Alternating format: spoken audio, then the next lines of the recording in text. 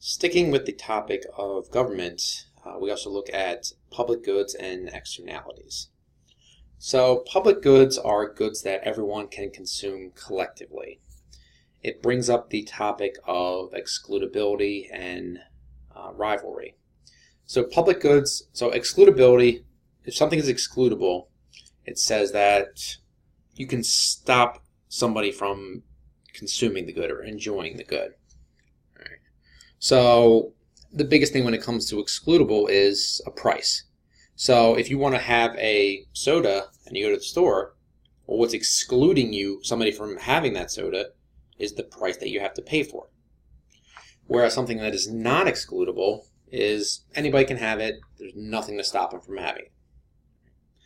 An example of something that is excludable or not excludable, depending where you go, is beaches.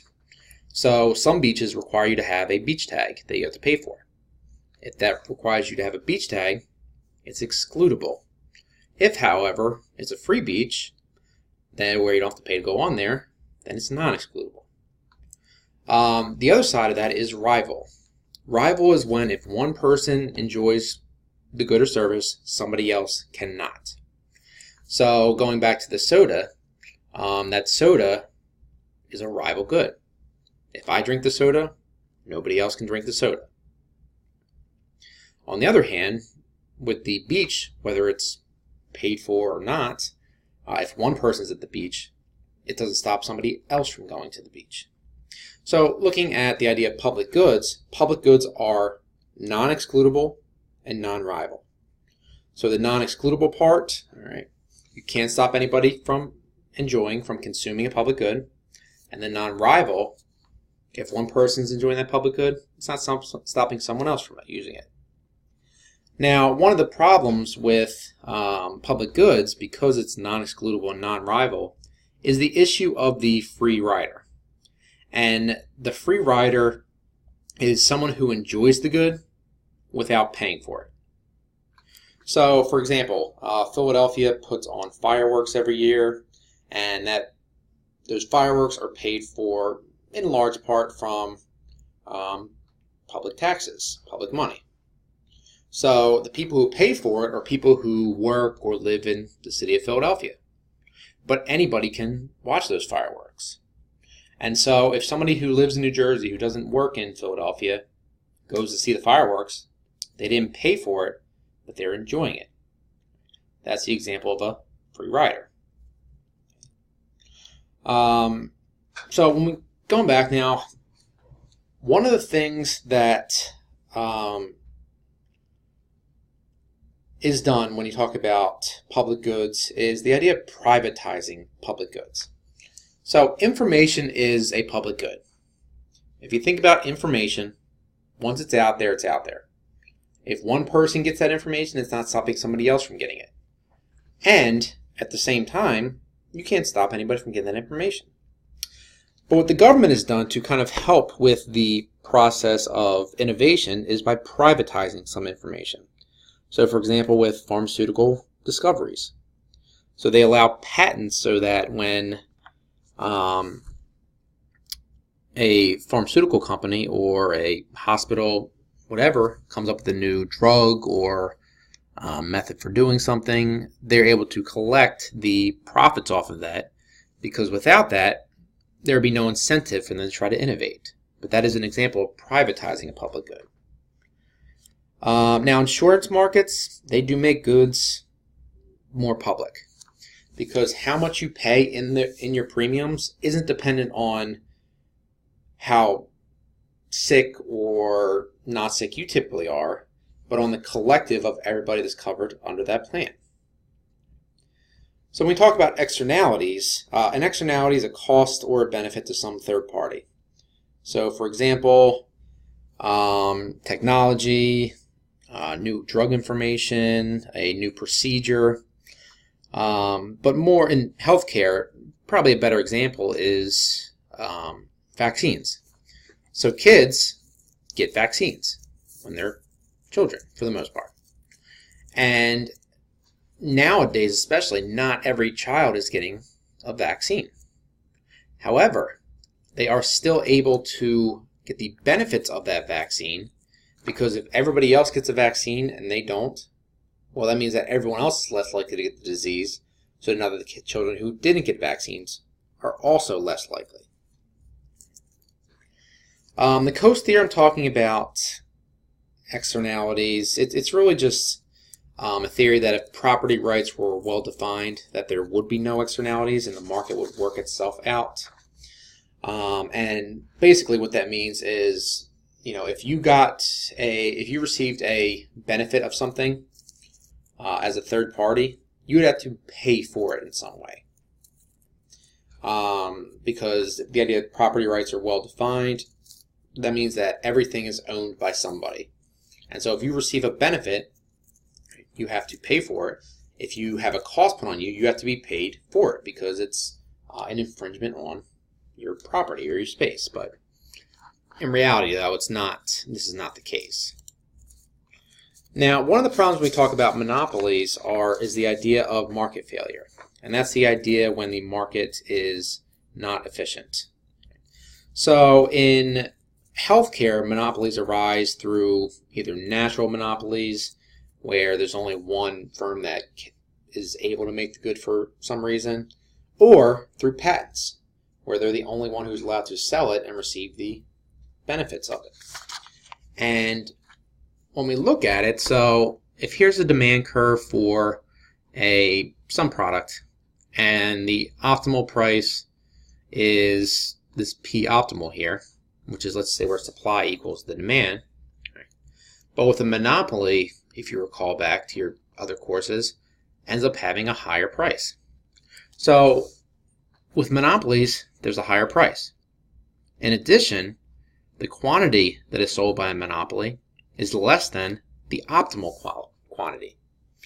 And so you have this welfare area in here, which would be received by somebody if the market was efficient, but when it's not, then it's a problem. Then that group is not, or anyone who would have gotten that benefit now no longer is. So as I mentioned, information is a public good. Medical research receives billions of dollars every year in public financing. There's also statistics that are collected over time for health purposes, and both of these are forms of information and almost purely public goods. No new information from new discoveries and existing or extensions of existing is also an example. The National Institute of Health, the NIH, has the overall responsibility of medical research in the United States. So they're the ones who kind of control it and who can keep an eye on it and work on disseminating it, getting that information out there. The National Center for Health Statistics, the NCHS, is responsible for data collection and distribution of statistics. And so it helps to put those statistics out there so that they can use to hopefully better medicine. Now, the idea of rational consumer ignorance is that the government is able to collect better information than the private, because they're able to pay for it, they're able to organize a little better. And the public is very ignorant to, and not in a negative way, to many health and safety issues. The reason why it's more efficient for the government to collect and to monitor it. So, the quote is, consumers are being smart by staying stupid. Basically, they let the government gather information and make decisions on their behalf. When it comes to social cost, which is, the cost of society, basically the more people that are affected, or the more people there are, or the more people that are affected, the greater the social cost. So if somebody gets the flu, it's highly contagious, and they go into work, right, the social cost could be very, very high because everyone around them could get sick because of that. Whereas if somebody sprains their ankle and goes into work, there's really going to be no social cost because other people can't sprain their ankle from that. So when we look from the government side again, we look at the idea of milk versus bread, which is more public. So a good being a public or a private good is going to depend A, on the way that good is produced, and B, the way it's transacted. So what happens is that with milk, the government inspects it and must approve it. Bread, however, is not as highly regulated. And the reason why is that with bread, most diseases end up getting killed in the process of making bread. And so if you got a bad loaf of bread, for the most part, you're going to be able to tell. Right? You can look at it and see it or smell it, whatever. With milk, however, you can't necessarily know if the milk has been contaminated. Now, if it smells or tastes really bad, yes, but there could still be diseases within the processing of it that don't get killed off. So that's why the government monitors it and makes sure that it's safe. Now, when we talk about infectious disease externalities, there are times when the government steps in and has to make decisions on behalf of the public as a whole. So some diseases are so severe that sometimes the government needs to stay in and issue quarantines because of the rules or laws with it, because those externalities are so extensive.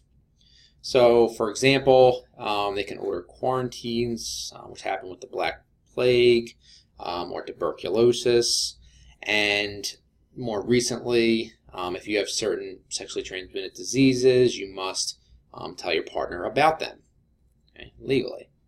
So this is the way that they kind of keep an eye on it and make sure that people don't,